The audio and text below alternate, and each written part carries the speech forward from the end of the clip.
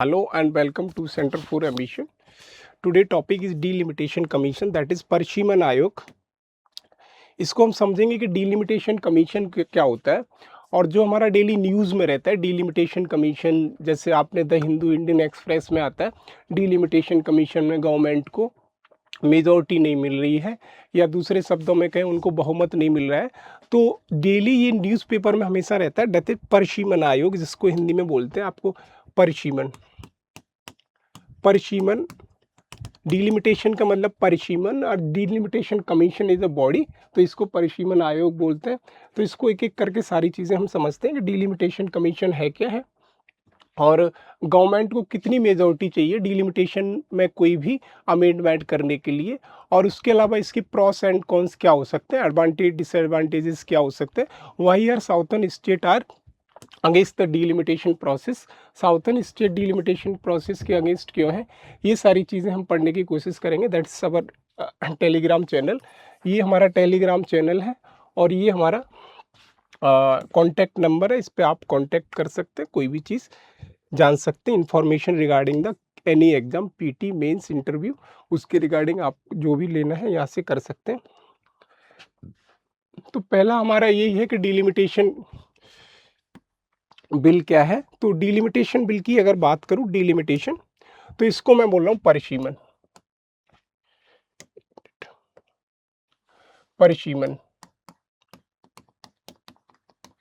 परिसीमन परिसीमन बिल भी बोल सकता हूं, परिसीमन विधेयक भी बोल सकता हूं, परिसीमन विधेयक.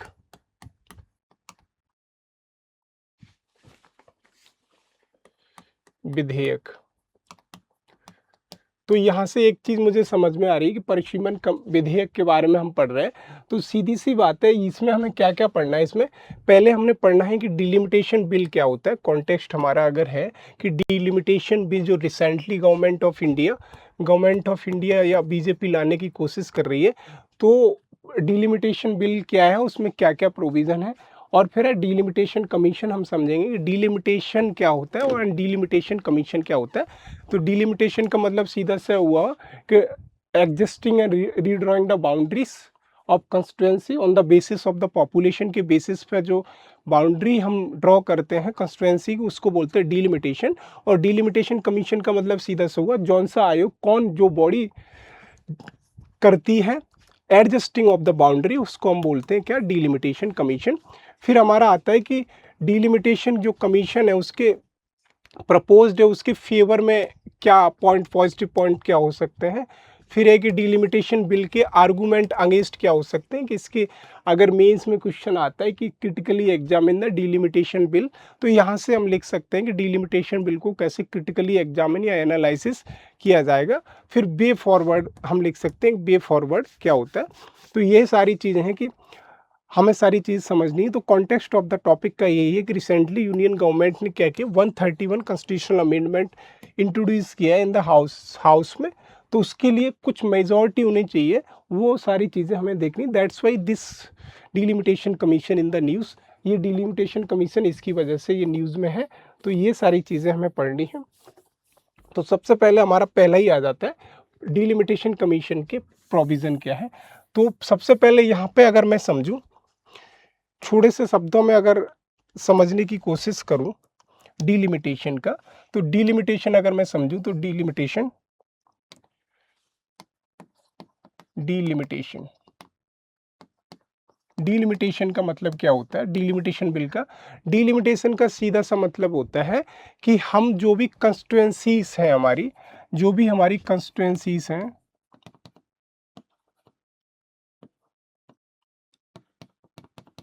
जो भी हमारी कंस्टिट्यूएंसीज हैं, उनकी जो बाउंड्री है उनका क्या एडजस्टमेंट, बाउंड्री का एडजस्टमेंट हमें करना है. और उसके अलावा उन बाउंड्री का क्या है, बाउंड्री का एडजस्टमेंट करना है, एडजस्टमेंट. और उसके क्या करें, रीड्रॉइंग बाउंड्रीज. जैसे ऐसे समझो कि अगर ये कोई सर्टेन एरिया है और इस एरिया की मान लीजिए कि जो हम कंस्टिट्यूएंसी बना रहे हैं, वो कंस्टिट्यूएंसी हम मान लीजिए कि 100 पीपल पर कंस्टिट्यूएंसी बना रहे हैं, कि हमारा जो लॉ है, कानून है, वो ये कह रहा है कि किसी एरिया को एक कंस्टिट्यूएंसी बनाने में या निर्वाचन क्षेत्र बनाने में उसमें मिनिमम 100 लोग होने चाहिए तो वो निर्वाचन क्षेत्र बन सकता है। सपोज दैट कि ये पहले एक कंस्टिट्यूएंसी थी, अगर इसको मैं मान लेता हूँ आगरा कि एक कंस्टिट्यूएंसी थी, इसमें किसी टाइम पे लोग, अगर मान लीजिए कि किसी टाइम पे यहाँ पे ये लोग कितने थे कि 100 थे, तब ये एक कंस्टिट्यूएंसी थी। लेकिन धीरे धीरे क्या हुआ कि 10 साल के बाद, 10 या 15 साल के बाद ये पॉपुलेशन बढ़ गई, इनकी इस एरिया की। तो 100 से ये डबल भी हो सकती है, ट्रिपल भी हो सकती, मान ले रहा हूँ कि 220 कंस्टिट्यूएंसीज हो गई, 220 हो गई। तो अब यहाँ पे क्या कह रहा है, डिलिमिटेशन का सीधा सा मतलब है कि हम जो कंस्टिट्यूएंसी, हमारी जो निर्वाचन क्षेत्र है, उनकी बाउंड्री को रीड्रॉ करना है। अगेन कब करना है, after and every each census, वो थोड़ी देर के लिए भूल जाओ। तो जो भी आयोग है, परिसीमन आयोग, वो क्या करेगा, इसको आगरा कंस्टिट्यूएंसी नाम दे देगा, और इसको अगर वो कहेगा तो न्यू आगरा भी कर सकता है कि न्यू आगरा कंस्टिट्यूएंसी। तो 100 की पॉपुलेशन इसी में हो जाएगी, 100 या 120 की पॉपुलेशन इसके आसपास इसमें हो जाएगी। तो ये एक कंस्टिट्यूएंसी से 2 कंस्टिट्यूएंसी बनी। सीधा सा मतलब है कि जो निर्वाचन क्षेत्र की एरिया का एडजस्टमेंट कर रहे हैं on the basis of the population कर रहे हैं, वही सीधा है कि डिलिमिटेशन का मतलब सीधा सा कि रीएडजस्टमेंट और redrawing the boundaries of a constituency, किसी भी निर्वाचन क्षेत्र की एरिया की बाउंड्री का रीएडजस्टमेंट करना, रीड्रॉइंग बाउंड्री को करना on the basis of the population. उस एरिया में सर्टेन ईयर में कितनी पॉपुलेशन बढ़ी, उसको हम बोल रहा हूँ डिलिमिटेशन। और जो इस काम को करता है, जो भी बॉडीज या जो भी संस्था या जो भी बॉडी इस काम को करती है, उस बॉडी को मैं बोलता हूँ क्या, डिलिमिटेशन कमीशन, डिलिमिटेशन कमीशन, या सीधा सा बोलूँ परिसीमन आयोग। परिसीमन आयोग जो इसको काम को करेगा उसको बोल रहा हूँ परिसीमन आयोग। अब प्रॉब्लम क्या आ रही है, प्रॉब्लम ये है कि जो मेरा आर्टिकल है कॉन्स्टिट्यूशन के हिसाब से अगर देखूं तो कॉन्स्टिट्यूशन ये कहता है, कॉन्स्टिट्यूशन का आर्टिकल ये कहता है, आर्टिकल 82, आर्टिकल 82 अनुच्छेद 82 क्या कहता है कि पार्लियामेंट क्या करेगा, कॉन्स्टिट्यूट करेगा, या कहें कि डिलिमिटेशन कमीशन पार्लियामेंट कॉन्स्टिट्यूट करेगा, डिलिमिटेशन। तो सीधी सी बात है कि डिलिमिटेशन कमीशन पार्लियामेंट बनाएगा after every and each census,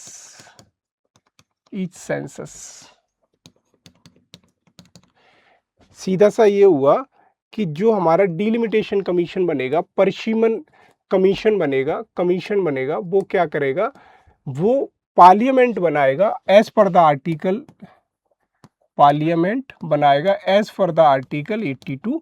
कब बनाएगा, after each and every census, तो अब क्या हुआ कि एक चीज तो समझ में आ रही है कि आर्टिकल 82 मेंशन कर रहा है, कॉन्स्टिट्यूशनल प्रोविजन है कि हर सेंसस के बाद पार्लियामेंट एक परिसीमन आयोग बनाएगा, जिसका काम क्या होगा कि जो हमारी निर्वाचन क्षेत्र है उसकी बाउंड्रीज और उसकी बाउंड्रीज में रीएडजस्टमेंट करना, रीड्रॉइंग करना on the basis of the population. तो ये सारी चीजें समझ में मुझे आ रही है कि 82 है, लेकिन यहाँ पे एक वर्ड है, यहाँ लिखा है after each and every census, एक वर्ड लिया है आफ्टर वर्ड, एक वर्ड हो गया आफ्टर, एक वर्ड हो गया आफ्टर, और एक वर्ड हो गया ईच और एवरी सेंसस। यहां से एक चीज समझ में आ रही है कि सेंसस के बाद ही बना पाएगा पार्लियामेंट, अगर बनाएगा डिलिमिटेशन कराएगा तो जायज सी बात है वो सेंसस के बाद, आफ्टर सेंसस। लेकिन जो न्यूज में है वो किसकी वजह से न्यूज में है कि पार्लियामेंट क्या कर रहा है कि पार्लियामेंट जो हमारा सेंसस 2027 में होने वाला है, 2027 में जो सेंसस होगा उससे पहले बनाने की कोशिश कर रहा है। That's why delimitation commission in the news. और इसी की वजह से क्या है कि यहाँ जो आर्टिकल कहता है as per the article word लगाए आफ्टर, एवरी सेंसस, सेंसस के बाद होगा, लेकिन सेंसस हमारा 2027 में होगा। तो यहाँ से सीधी सी बात है, यहाँ पे आफ्टर की जगह बिफोर वर्ड की अब बात हो रही है कि बिफोर द सेंसस भी कर सकता है। तो इंसर्टिंग दिस वर्ड बिफोर का सीधा सा मतलब कि बिफोर हम कर रहे हैं तो हमें क्या है, हमें सीधा सा वहाँ पे डिलिमिटेशन जो हमारा प्रोसेस है उसकी उस प्रोसेस में अमेंडमेंट करना पड़ेगा कि हम उसको पहले कर पाए, ये बात बिल्कुल फिक्स है। अब आता है ईच सेंसस। तो अगर देखा जाए यूपीएससी में पूछा हुआ है कि आपके पास कितनी बार सेंसस हुआ, तो सीधा बात 4 बार सेंसस हुआ। लेकिन अगर देखा जाए जो मेरा सेंसस होता है वो आफ्टर द 10 ईयर होता है, तो सेंसस देखा है सेंसस मेरे ज़्यादा हो रहे हैं। तो यहाँ पे जो 42 अमेंडमेंट था उसने वर्ड क्या हटा दिया, ईच। 42 अमेंडमेंट ने फ्रीज कर दिया word. 42 constitutional amendment, 42 constitutional amendment ने एक वर्ड यूज कर दिया, कॉन्स्टिट्यूशनल अमेंडमेंट क्या, ईच को अमेंड कर दिया कि ईच अमेंडमेंट को फर्दर एक्सटेंड कर दिया। जो हमारा डिलिमिटेशन था उसको ही, फिर डिलिमिटेशन उसके बाद कोई हुआ नहीं। तो यहाँ से इसको एरिया को न पढ़ते हुए हम फोकस करेंगे इस पे, किस पे, आफ्टर की जगह हमें अब जरूरत पड़ रही है किसकी, कि जो पहले आर्टिकल 82 में मेंशन था वर्ड क्या, कि पार्लियामेंट कराएगी, पार्लियामेंट क्या कराएगी, डिलिमिटेशन कराएगी, डिलिमिटेशन कराएगी। क्या वर्ड लिए, after each and every census, each and every census, and every census, every census. अब यहां पे जो पूरा पंगा फंस रहा है अमेंडमेंट का वो ये वर्ड है आफ्टर, क्योंकि जो सेंसस मेरा होगा, सेंसस मेरा होगा 2027 में, और गवर्नमेंट चाहती है, government of India, union government चाहती है कि ये हमारा हो जाए अभी, या सीधे 2026 में ही हम डिलिमिटेशन करना प्रोसेस शुरू कर दें। इसी चीज़ को हमें समझना है। तो पहला हमारा आता है क्या, सीधा सा कि ये इसके लिए सरकार ने क्या किया, 131, इसके लिए गवर्नमेंट ने क्या किया कि गवर्नमेंट ने सीधा सा एक बिल इंट्रोड्यूस किया किसमें, पार्लियामेंट में, कि हम डिलिमिटेशन कमीशन, डिलिमिटेशन प्रोसेस को अमेंड कर रहे हैं। उसका हमने बोला constitutional amendment, constitutional amendment, constitutional amendment bill कौन सा, 131। इसको लाने के लिए गवर्नमेंट ने एक प्रोविजन लाया जिसको हमने कहा कॉन्स्टिट्यूशनल अमेंडमेंट बिल 131 लाया। उसके ये प्रोविजन है कि ये प्रोविजन किसके, 131 के। तो पहला प्रोविजन क्या कहता है, पहला प्रोविजन यही है कि ये एक्सपेंड करेगा, एक्सपेंड, ये एक्सपेंड करेगा लोकसभा की सीटें। सीधी सी बात है, strength of the Lok Sabha increase हो जाएगी कितनी, 550 से लेके 850 तक। कैसे, आर्टिकल 81 क्या कहता है कॉन्स्टिट्यूशन का, आर्टिकल 81, आर्टिकल 81 है हमारा, 81 मेंशन करता है किसके बारे में, आर्टिकल 81 क्या कहता है, strength of the Lok Sabha, strength of Lok Sabha, Lok Sabha की स्ट्रेंथ क्या होगी। तो लोकसभा की स्ट्रेंथ जैसे अभी कितनी है, as per the article 21 total strength कितनी, 550। लेकिन जैसे ये डिलिमिटेशन अगर हुआ तो टोटल स्ट्रेंथ कितनी हो जाएगी आफ्टर द डिलिमिटेशन, 850। क्यों हो जाएगी कि जो बीच में जो गैप आया डिलिमिटेशन का, वो पॉपुलेशन उस टाइम की बढ़ गई। तो पॉपुलेशन अगर बढ़ जाएगी तो सीधी सी बात है निर्वाचन क्षेत्र भी या निर्वाचन एरिया भी मेरी बढ़ जाएगी। तो यहाँ से एक चीज समझ में आ रही है मुझे कि पहला तो इसका प्रोविजन क्या है बिल का, 131 कॉन्स्टिट्यूशनल अमेंडमेंट बिल का पहला प्रोविजन यही है कि जो आर्टिकल 81 है, आर्टिकल 81 है, जिसमें वो कहता है कि लोकसभा में सीट कितनी होगी। तो अभी की सीट कितनी है, 550, लेकिन आफ्टर डिलिमिटेशन ये कितनी हो जाएगी, 850। तो पहला सो प्रोविजन यही है कि हम डिलिमिटेशन बिल किस लिए लाए हैं, to increase the seat in the Lok Sabha, कितने से 150 टू 850। ये सीधी चीज। फिर रिमूवल ऑफ डिलिमिटेशन फ्रीज, ये वाला, ये रिमूवल ऑफ डिलिमिटेशन फ्रीज का मतलब सीधा सा है, ये सोचो जो मैं अभी समझा रहा था कि यहाँ पे सीधा सा है कि जो आफ्टर वर्ड था, आफ्टर एंड एवरी सेंसस, जो वर्ड मेरा आफ्टर एंड एवरी सेंसस है, आफ्टर एंड एवरी सेंसस है, उसी को फ्रीज करना है कि जो वर्ड आफ्टर है इसी को यहाँ से हटाना है, आर्टिकल 82। तो हम क्या करेंगे कि जो हमारा कॉन्स्टिट्यूशन में प्रोविजन है रिगार्डिंग द डिलिमिटेशन प्रोसेस, उसमें सीधा सा लिखा है article 82 mention about the delimitation process after each and every census. तो गवर्नमेंट का मेन मोटो ये है कि ये जो वर्ड आफ्टर है इसको हम क्या करें कि जो हम डिलिमिटेशन प्रोसेस कर रहे हैं वो हम बिफोर द सेंसस कर रहे हैं, तो इसको फ्रीज करना है, सीधा सा रिमूवल ऑफ डिलिमिटेशन फ्रीज। कि डिलिमिटेशन पे जो फ्रीज लगा है क्या कि हम आफ्टर एवरी सेंसस ही कर सकते हैं, तो अब यहाँ पे हम क्या है कि बिफोर सेंसस भी कर सकते हैं। That's why this 131 amendment is required. तो यहाँ से एक चीज समझ में, डिलिमिटेशन फ्रीज का मतलब कि जो आफ्टर वर्ड है उस पर डिलिमिटेशन कब होगा, हर सेंसस के बाद ही होगा। कौन कह रहा है ये, आर्टिकल 82 में सीधा सा लिखा हुआ है। और फिर क्या कह रहा है, the bill also amending the marginal heading of the article 82, जो मैंने वर्ड बार बार किया बिफोर, आर्टिकल 82 में जो वर्ड लिखा है कि बिफोर वर्ड है और उसमें ईच एंड एवरी सेंसस के बाद है, उसकी वही अमेंड करेगा। फिर कह रहा है कि जो हमारी रीएडजस्टमेंट्स ऑफ कंस्टिट्यूएंसीज और जो हमारी आफ्टर ईच सेंसस के बाद जो कंस्टिट्यूएंसीज को भी रीएडजस्टमेंट करेगा ये बिल। सीधा सा है कि जो हमारी 550 कंस्टिट्यूएंसीज हैं वो हमारी 850 भी हो जाएंगी। फिर कह रहा है कि जो हमारी वुमेन्स के लिए जो हमारा 131 कॉन्स्टिट्यूशनल अमेंडमेंट है उसमें कह रहा है कि जो हमारी महिलाएं हैं उनकी कितनी रिजर्वेशन होगा लोकसभा में, रिजर्वेशन होगा कितना होगा 33%। अब इसका सीधा सा मतलब है कि अगर डिलिमिटेशन हुआ तो ये 33% सीट्स किसको देनी होगी, महिलाओं को। तो डिलिमिटेशन का एक इनडायरेक्टली ऑब्जेक्टिव यही है बिल का कि महिलाओं की सीट को 33% करना।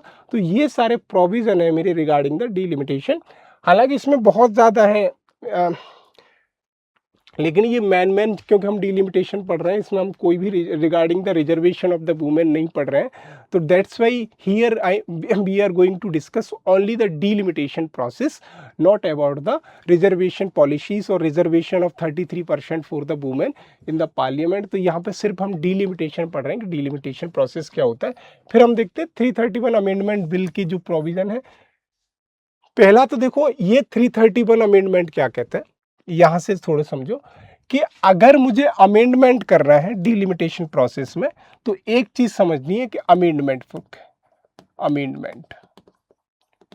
कि हमें संशोधन करना है तो इसके लिए एक सर्टेन मेजॉरिटी या सर्टेन बहुमत चाहिए मुझे पार्लियामेंट में। उसके लिए कितने लोग चाहिए, तो पहली चीज है यहां पे ये कह रहा है कि अगर डिलिमिटेशन प्रोसेस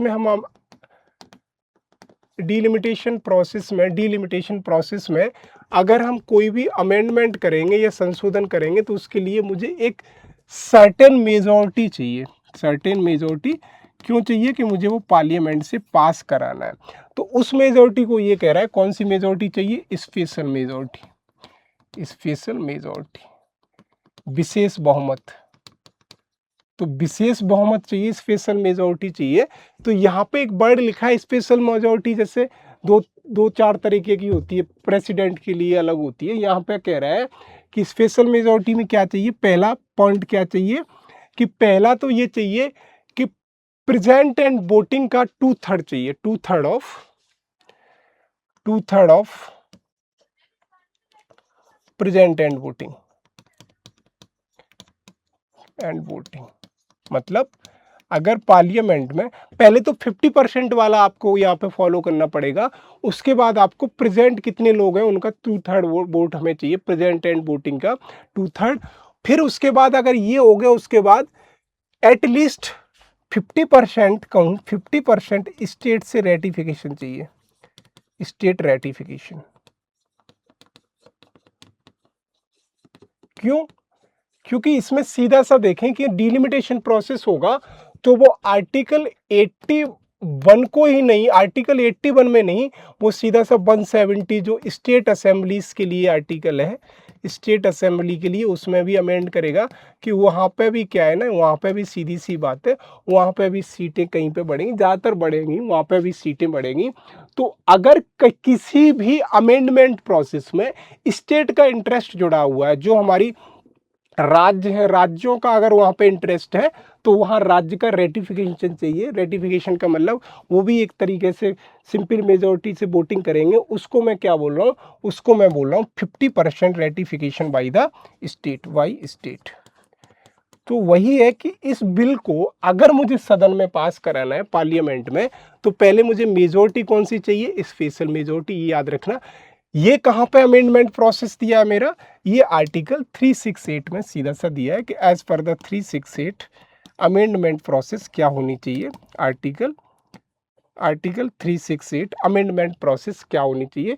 ये सारी चीज़ें यहाँ से देखने को मिल रही हैं कि 2/3 मेजोरिटी प्रेजेंट एंड वोटिंग की होनी चाहिए और 50% ऑफ रेटिफिकेशन होना चाहिए। उसी के बाद ये हमारा डिलिमिटेशन बिल है, एक्ट में चेंज होगा।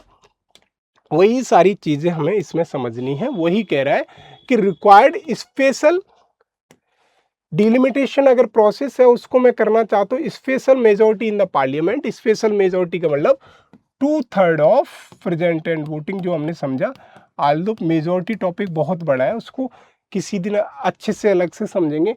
2/3 ऑफ प्रेजेंट एंड वोटिंग का, और हाफ स्टेट से मतलब 50% स्टेट इसको रेटिफाई करेंगी, तब ये बिल सीधा सा एक्ट में चेंज होगा। यहाँ से एक चीज़ समझ में आ रहा है कि ये मेरा सीधा सा क्या 130 अमेंडमेंट बिल है, तो अगर ये पास हुआ तो एक्ट में चेंज होगा। उसके लिए मुझे चाहिए एज पर द आर्टिकल 368, क्या चाहिए मुझे 368 में, कि 2/3 प्रेजेंट एंड वोटिंग की मुझे सीधी सी वहाँ से क्या वोटिंग चाहिए in the house of the parliament, then at least half state इसको रेटिफाई करते हैं, तब ये सीधा सा डिलिमिटेशन प्रोसेस मेरा एक्ट में चेंज होगा। तो यहाँ से सीधा सा समझ में आया डिलिमिटेशन। आप समझते हैं व्हाट इज डिलिमिटेशन। तो जो मैं शुरू से बार बार मैं कह रहा हूँ, डिलिमिटेशन का मतलब हम adjusting and redrawing the boundaries of the constituencies, जो हमारा निर्वाचन क्षेत्र है उसकी जो एरिया है या बाउंड्रीज हैं उसमें किसी का इंक्रीज होगा, किसी का बढ़ेगा, उसको सीधा सा हम कह रहे हैं। तो वही है डिलिमिटेशन प्रोसेस का fixing redrawing boundary of territory countries, Lok Sabha and state assembly. Lok Sabha article 81 के अंदर है और स्टेट असेंबली आर्टिकल 170।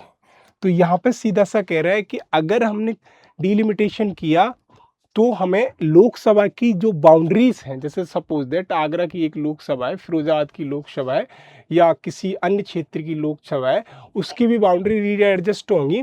और हमारी स्टेट की असेंबली है, जो हमारी सीधा सा कहते हैं विधानसभा की असेंबलीज हैं, वो भी रीएडजस्ट होंगी, बाउंड्री में चेंजेस भी होगा।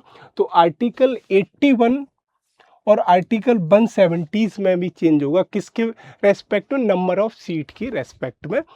और फिर कह रहा है कि इसका ऑब्जेक्टिव क्या होता है। ऑब्जेक्टिव जो हमने कहा कि डिलिमिटेशन का मतलब सीधा सा कि स्टेट की, लोकसभा की और स्टेट असेंबलीज की बाउंड्री में रीएडजस्टमेंट करेंगे on the basis of the population. किस एरिया की पॉपुलेशन बढ़ी है, किस एरिया की पॉपुलेशन घटी है, उनका हमारा मोटो सीधा सा है 1 वोट 1 वैल्यू सिस्टम पे, कि 1 वोट लोगों का है तो 1 वैल्यू उसकी सीधी सी निकले। वही ऑब्जेक्टिव यहाँ पे बताएगा। ऑब्जेक्टिव क्या है, सीधा सा यहाँ पे 1 पर्सन 1 वोट 1 वैल्यू। कैसे, इसको कैसे लाना है कि suppose that 1 person 1 vote 1 value, 1 person 1 vote 1 value, इसको समझना है क्या ये डेमोक्रेटिक प्रिंसिपल है हमारा। हर व्यक्ति की, चाहे वो टाटा हो, चाहे अंबानी हो, चाहे गरीब हो, चाहे गांव में रहने वाला रिक्शे वाला हो, शहर में रहने वाला रिक्शा हो, सबके वोट की वैल्यू बराबर होगी। तो आपको लगता है यार वैल्यू तो सबकी बराबर है, क्योंकि अधिकार सबको है कि सब लोग अपना वोट दे सकते हैं। लेकिन प्रॉब्लम क्या आ रही है, प्रॉब्लम ये आ रही है यहाँ पे, सपोज दैट कि ये कोई निर्वाचन क्षेत्र है। यहाँ पे अगर मैं मान लूं कि ये ए नाम का निर्वाचन क्षेत्र है और ये मेरा बी नाम का है, बी और ये मेरा सी और ये मेरा डी। अगर मैं थोड़ी देर के लिए इसे डी मान लूं, अब ऐसे सोचो कि अगर हमारे यूपी में 18 लाख पे अप्रोक्स है, अगर कहूं ये यूपी है और ये थोड़ी देर के लिए मान लूं बिहार है और ये हिमाचल है और ये उत्तराखंड है, अगर ऐसे मान लो, ठीक। अब देखो यूपी में क्या है, यूपी में करीब करीब जो एक कंस्टिट्यूंसी बनती है वो 18 लाख पे समथिंग बन रही है, 80 लाख पर पीपल पे एक कंस्टिट्यूंसी समथिंग बन रही है। हमारी बिहार में भी 18 से 20 के बीच में बन रही है, 80 लाख समथिंग पे बन रही है एक कंस्टिट्यूंसी। हिमाचल में मेरी 10 के आसपास रह जाती है, 10 के लाख के आसपास। वही मेरी उत्तराखंड में 10 से 12 के आसपास रह जाती है। क्यों रह जाती है 10 to 12 लाख? क्यों रह जाती है? सीधा सा मतलब कि इसलिए रह जाती है, यहाँ हिली एरिया है, पॉपुलेशन कम है, यहाँ पे प्लेन एरिया है, पॉपुलेशन डेंसिटी सबसे ज़्यादा है। अब देखो, अगर रेशियो लगाया जाए, रेशियो कैसे लगाया जाए, अगर मैं सीधा सा मान लूँ कि ये अगर थोड़ी देर के लिए 18 की जगह इनको 20 लाख भी कर लूँ, थोड़ा सा वेरिएशन करूँ 20 लाख यूपी का, तो रेशियो निकालो UP versus Himachal, UP versus Himachal, HP, ratio मेरा क्या निकलेगा 20/20 रेशियो 10, मतलब 2:1। तो यहां से क्या समझ में आ रहा है? ये समझ में आ रहा है कि यहाँ पे अगर कोई कैंडिडेट इलेक्शन कंडक्ट कर रहा है हिमाचल में, तो जितनी यहाँ पे यूपी में सीधी सी बात है कि 2 लोगों के वोट की वैल्यू है, वो हिमाचल में 1 लोग के वोट की वैल्यू है। तो सीधा सा मतलब ये जो मेरा डेमोक्रेटिक प्रिंसिपल है, किसका? डेमोक्रेटिक प्रिंसिपल है मेरा इलेक्शन प्रोसेस का, 1 वोट 1 वैल्यू वाला। तो यहाँ से क्या है, इसका 1 वोट की वैल्यू ज़्यादा है एज कंपेयर टू यूपी, क्योंकि यूपी में किसी भी कैंडिडेट को इलेक्ट करने में 2 लोग काम कर रहे हैं, वहाँ पे 1 लोग कर रहा है। तो अगर देखा जाए तो इसकी वैल्यू ज़्यादा है, क्योंकि वहाँ की पॉपुलेशन से मेंबर ऑफ पार्लियामेंट उसका है और इसकी वैल्यू यूपी की कम है। तो यहाँ से क्या है, अगर ये डिलिमिटेशन यहाँ पे बढ़ जाएगी तो यहाँ पे पॉपुलेशन के अनुसार बढ़ जाएगी। फिर हमारी कंस्टिट्यूंसी सीधा सा, अगर मान लो ये यूपी की एक कंस्टिट्यूंसी है और ये हिमाचल की एक कंस्टिट्यूंसी है, तो अगर मान लो यूपी में कंस्टिट्यूंसी बढ़ जाएंगी, यहाँ पे कंस्टिट्यूंसी उतनी ही रहेंगी या कम हो जाएंगी या बढ़ जाएंगी, तो सीधा सा है कि इसको रेशियो को मुझे कम से कम बराबर तो करना है, 1:1 के आसपास तो लाना है। यही मेरा प्रॉपर एम है, किसका? डिलिमिटेशन का, कि जो रेशियो डिफरेंस मेरा क्रिएट हो रहा है यूपी और हिमाचल में, और यूपी या उत्तराखंड में मेरा रेशियो डिफरेंस क्रिएट हो रहा है, या सीधा कह सकता हूँ वोट की वैल्यू का डिफरेंस क्रिएट हो रहा है, उसको मुझे लमसम बराबर में लाना है, लमसम बराबर में लाना है, लगभग मुझे बराबर में लाना है। अगर बराबर नहीं हो पाता है तो कम से कम कोशिश करूं कि उनके बराबर लाना है मुझे, इतना नहीं कि कहीं पे 3 लोगों की वोट की वैल्यू, कहीं पे 1 लोग की वोट की वैल्यू। तो मेरा जो एम है डिलिमिटेशन का, मेरा सीधा सा एम क्या है, 1 पर्सन 1 वोट वैल्यू।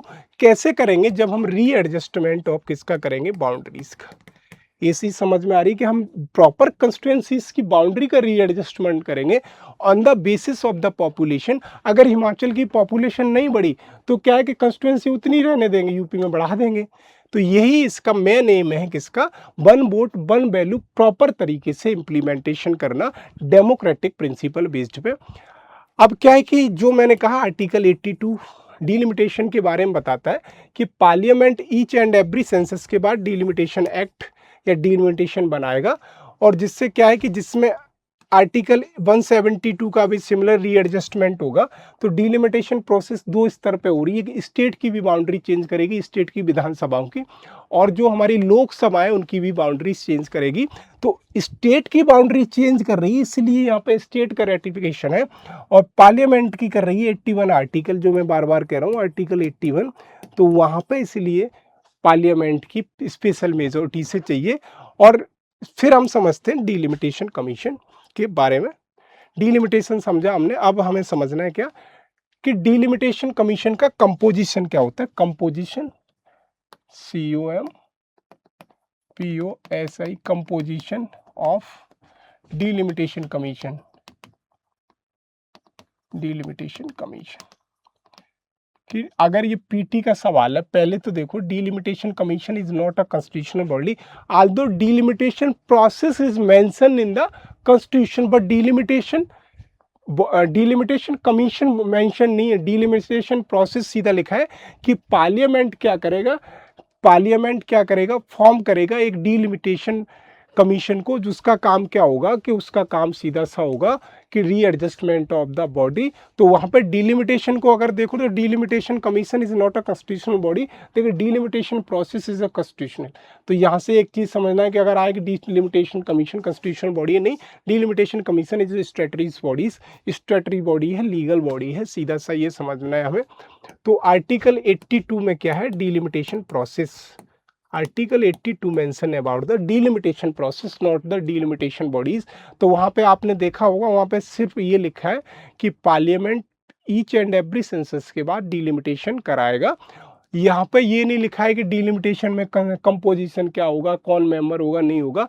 तो यहाँ पे हमें देखना है composition of the delimitation commission. Delimitation commission, तो सबसे पहले ये देखो 3 मेंबर बॉडी है, 3 member body, delimitation commission is the 3 member body. इनमें 3 मेंबर बॉडी होगी। पहला क्या है कि पहली बात तो ये है कि सेंट्रल गवर्नमेंट अपॉइंट करेगी, अपॉइंटमेंट सेंट्रल गवर्नमेंट करेगी। डिलिमिटेशन कमीशन में जो भी होंगे, कौन कौन होगा, पहला तो ये कि कोई चेयरमैन होगा। चेयरमैन कौन होगा, सर्विंग और retired justice of supreme court of India. कोई भी सीजेआई भी हो सकता है, चीफ जस्टिस ऑफ इंडिया भी हो सकता है, और रिटायर्ड जज भी हो सकता है। तो सर्विंग और retired chief justice of India भी हो सकता है, और चीफ इलेक्शन कमिश्नर भी हो सकता है। चीफ इलेक्शन कमिश्नर किसका, सीधा सा बात हो रहा है सेंटर का। चीफ इलेक्शन कमिश्नर लिखा है तो सेंट्रल गवर्नमेंट का ही बात हो रहा है, और यहाँ पे स्टेट की बात हो रही है। तो एक तो चेयरमैन कौन होगा, चेयरमैन सीधा सा हमारा एक होगा, हमारा सर्विंग एंड रिटायर्ड जज ऑफ द इंडिया, और हम कह सकते हैं चीफ इलेक्शन कमिश्नर सेंटर और स्टेट इलेक्शन कमीशन। तो यहाँ से 3 मेंबर बॉडी है, ये चीज़ हमें समझ में आई, 3 मेंबर बॉडी। अब इसके कुछ प्रोविजन हो रहे हैं कि इसका जो ऑर्डर होगा मॉडिफाई नहीं किया जा सकता स्टेट असेंबली या कोर्ट में के द्वारा। सीधा सा बात है कि अगर इसने जो भी बाउंड्रीज बनाई हैं, कितनी कंस्टिट्यूएंसी बनाई है, तो इसमें फिर पार्लियामेंट या स्टेट असेंबली बाद में कोई मॉडिफिकेशन नहीं कर सकती, और इसमें कोर्ट में चैलेंज भी नहीं किया जा सकता। आल्दो इसका जुडिशियल रिव्यू हो सकता है। अगर सीधी सी बात है कि जुडिशियल रिव्यू इसका हो सकता है, not Kesavananda Bharati case, judicial review भी हो सकता है। Judicial review mentioned in the Kesavananda Bharati, ये यहाँ से सीधा सा ये चीज़ समझ में, जुडिशियल रिव्यू भी हो सकता है। लेकिन यहाँ पे एक चीज़ समझना है,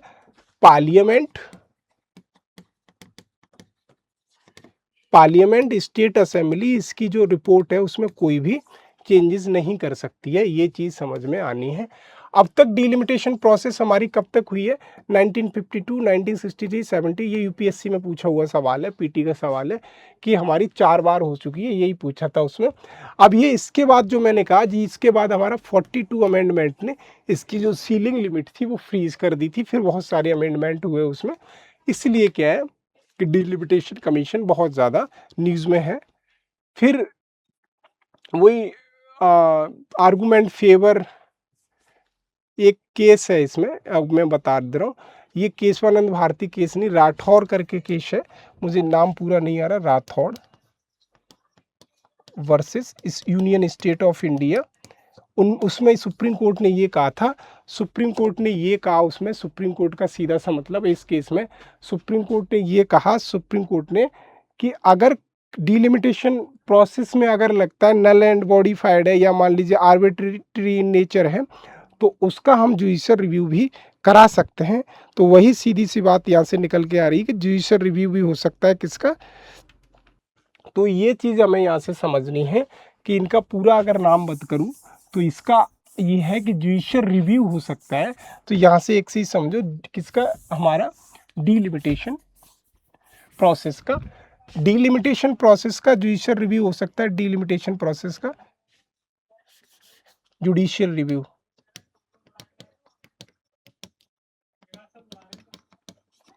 जुडिशियल रिव्यू हो सकता है। इसका नाम है किसका, किशोर चंद्र राठौर, किशोर चंद्र राठौड़, किशोर चंद्र राठौर में इस केस में सुप्रीम कोर्ट ने कहा कि अगर आर्बिट्रेटरी नेचर हो सकता है, मेलाफाइड नेचर का अगर है उसका, तो उसका क्या हो सकता है, डिलिमिटेशन कमीशन का जुडिशियल रिव्यू हो सकता है, नोट अ केशवानंद भारती केस। यहाँ से एक चीज़ हमें समझनी है कि डिलिमिटेशन कितनी बार हुआ, 4 बार हुआ, 52, 63। ये सेंसस जब तक चला हमारा, लास्ट हमारा 2001 का सेंसस है, उसी के अनुसार 2002 में हुआ, फिर 1971 का सेंसस था, उसी के अनुसार हुआ डिलिमिटेशन प्रोसेस। ये सारा हमारा किशोर चंद्र राठौर में कहा गया। फिर हम देखते हैं डिलिमिटेशन कमीशन के आर्गूमेंट फेवर में क्या है कि हमें डिलिमिटेशन क्यों करना चाहिए। पहला तो ये जो हम कह रहे हैं कि डेमोक्रेटिक प्रिंसिपल है हमारा, 1 पर्सन 1 वोट, उसको क्या करेगा, सीधा सा है कि इसको प्रॉपर इम्प्लीमेंटेशन होगा, जो हमने रेशियो समझा, प्रॉपर इम्प्लीमेंटेशन होगा हमारे डेमोक्रेटिक प्रिंसिपल का, कि 1 पर्सन की 1 वोट की वैल्यू जितनी भी हिमाचल प्रदेश की वोट की वैल्यू हो उतनी यूपी बिहार के भी होनी चाहिए। तो यहाँ से पहला स्टेटमेंट मेरा ये है कि डेमोक्रेटिक प्रिंसिपल है 1 पर्सन 1 वोट का, वो भी होंगे। और ये क्या है कि absolute need to ensure state will lose its current absolute number, कि ये है कि जो हमारी स्टेट्स हैं, तो स्टेट्स की भी कंस्टिट्यूएंसी बढ़ेगी, और हमारी जो 550 की जगह हमारी 850 कंस्टिट्यूएंसीज हैं, उनकी एब्सोल्यूट नंबर में, जो एब्सोल्यूट नंबर का सीधा मतलब एज पर द पॉपुलेशन, उनकी जो कंस्टिट्यूएंसी की रिक्वायरमेंट है वो कंस्टिट्यूएंसी भी बढ़ेगी, कि absolute need to ensure state lose of the current absolute number of constituency. फिर कह रहा है हमारा जो 33% हमारा मोटो है किसका, 131 कॉन्स्टिट्यूशनल अमेंडमेंट एक्ट का, कॉन्स्टिट्यूशनल अमेंडमेंट बिल का। तो इसका क्या है कि जो हमने कहा है कि हम 33% अगर करेंगे, तो सरकार ये चाहती है कि आफ्टर द डिलिमिटेशन 80-50 में से हम 33% करें, और democratic voice of the people, कि अगर मान लीजिए जो डिलिमिटेशन की कंस्टिट्यूएंसीज पड़ जाएंगी, तो डेमोक्रेसी का जो प्रिंसिपल है वो भी थोड़ा सा फैलेगा। या दूसरे शब्दों में कहूँ कि ज़्यादा लोग आएंगे अगर पार्लियामेंट में, तो लोगों की ज़्यादा वॉइस उठेगी। अगर 4 लोग हैं किसी जगह तो कम वॉइस उठोगी, उसी जगह आप 10 लोग कर दो तो वॉइस अच्छी उठेगी। तो voice of the common people भी पार्लियामेंट में एक अच्छे तरीके से उठाएंगे, और रीजनल प्रॉब्लम्स हैं लोगों की वो भी उठाएंगे, प्रॉपर ग्रीवियंसेस है at the grass root level वो भी उठाएंगे, कि member of the parliament MP increase हो जाएंगे। तो ज़्यादा लोग इंक्रीज हो जाएंगे तो डिबेट एंड डिस्कशन भी यहाँ से क्या होगा, इंक्रीज होगा। डिबेट एंड डिस्कशन भी इंक्रीज हो जाएगा, डिबेट एंड डिस्कशन भी हो सकता है। और दूसरा हम कर सकते हैं कुछ एक्सपर्ट नेचर भी आ सकते हैं, इन्वायरमेंट भी आ सकते हैं। बहुत से लोग ऐसे हैं वो इलेक्शन कंडक्ट ही नहीं कर पाते हैं, क्योंकि वो अपनी एरिया में रीजनल टीम में उनकी वोटिंग अच्छा है, लेकिन ऑल ओवर उतना अच्छा नहीं कर पाते हैं। तो यहाँ से क्या है, वॉइस ऑफ द पीपल भी आएगी।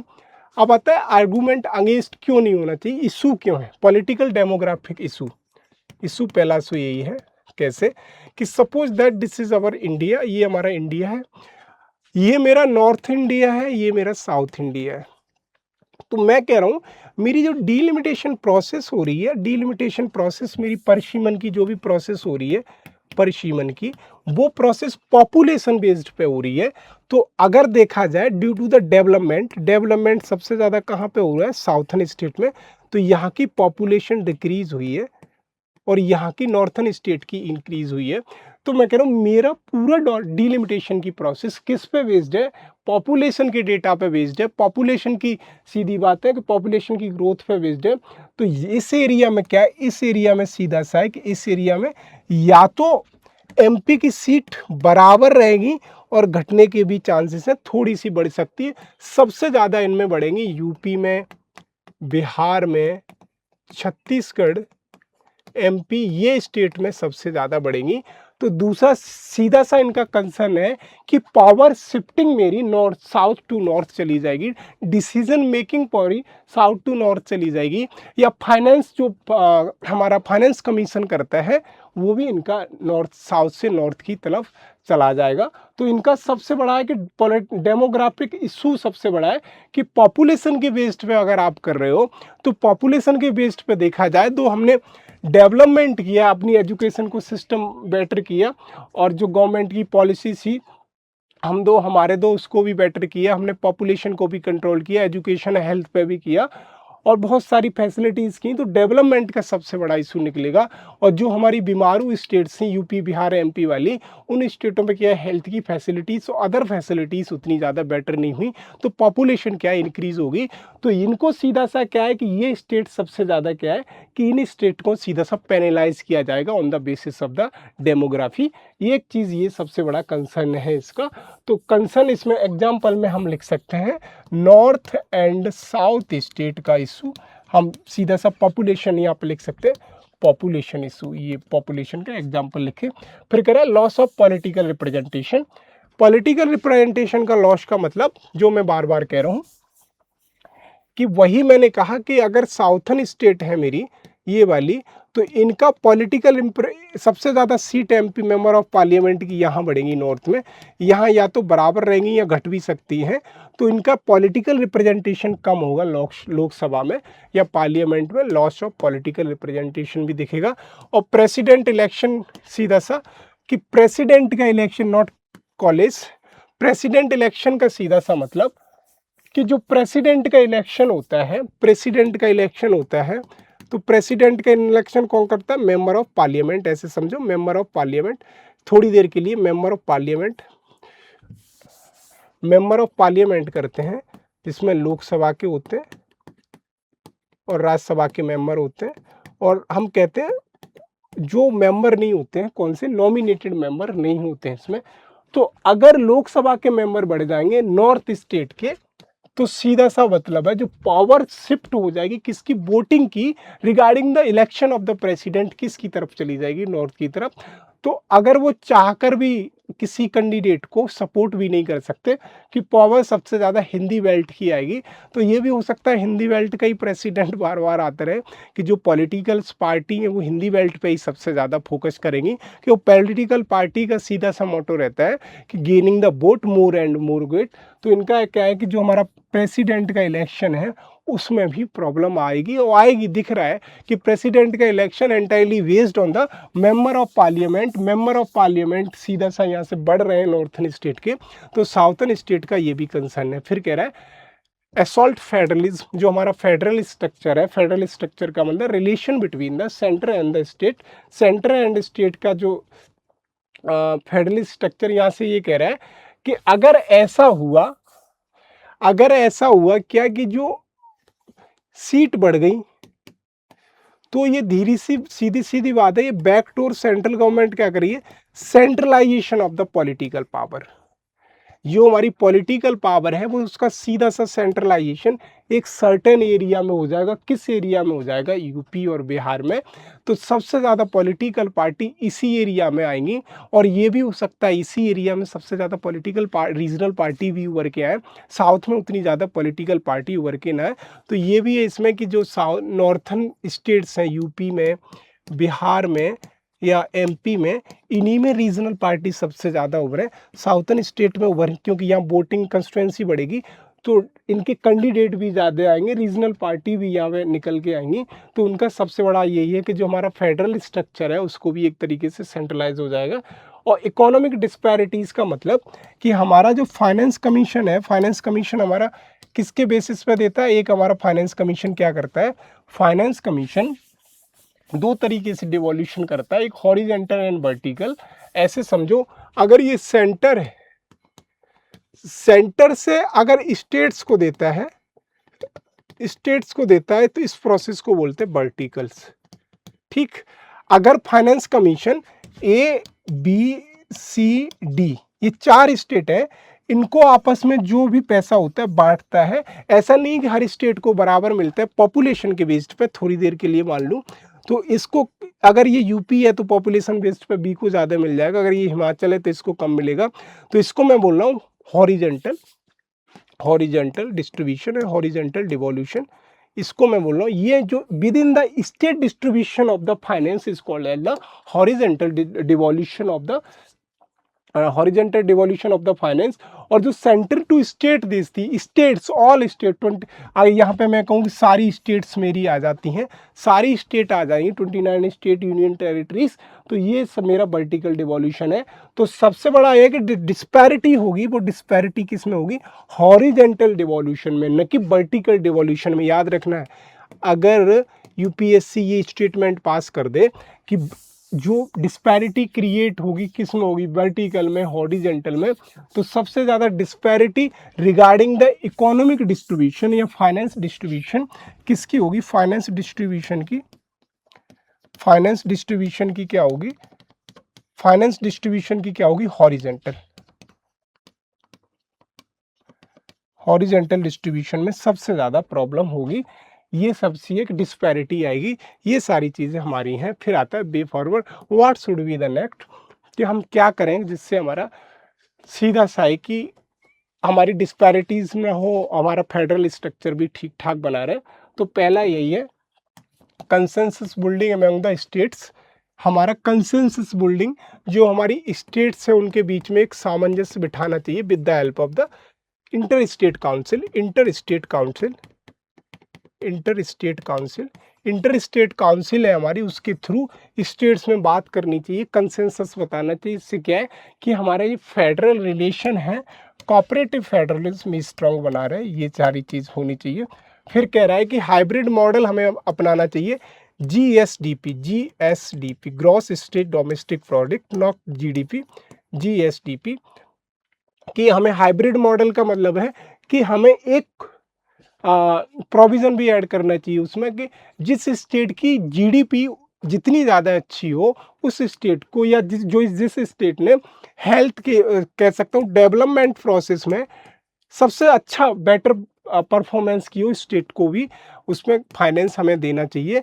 और ये कि राज्यसभा में भी हमें स्टेट्स की स्ट्रेंथ बढ़ानी चाहिए, कि राज्यसभा में अगर साउथर्न स्टेट की कमी है तो उनको यहाँ से सीधा सा है कि अगर उनकी लोकसभा में कमी हो रही है तो साउथर्न स्टेट को हमें राज्यसभा में भी उन्हें कैंडिडेट बढ़ा देनी चाहिए। तो ये सीधा सा यहाँ से निकले कि maintaining the Lok Sabha deficit with the help of the Rajya Sabha, Rajya Sabha की राज्यसभा की हेल्प से हमें यहाँ बढ़ा देनी चाहिए। फिर क्या है, quota occupying the quota delimitation, और जो हमारी कोटा डिलिमिटेशन है उसको फिलहाल ये सीधा सा कह रहा है कि जो हमारा 33% रिजर्वेशन है वुमेन को, वो हमें 550 पर ही अभी दे देना चाहिए, रेदर देन टू 850। ये सारी चीज़ें हमारी किसकी हैं, ये हमारी शॉर्ट में हमने देखा है, डिलिमिटेशन में हम ये कर सकते हैं। तो आज के लिए इतना ही, मिलते हैं अगले वीडियो में, धन्यवाद।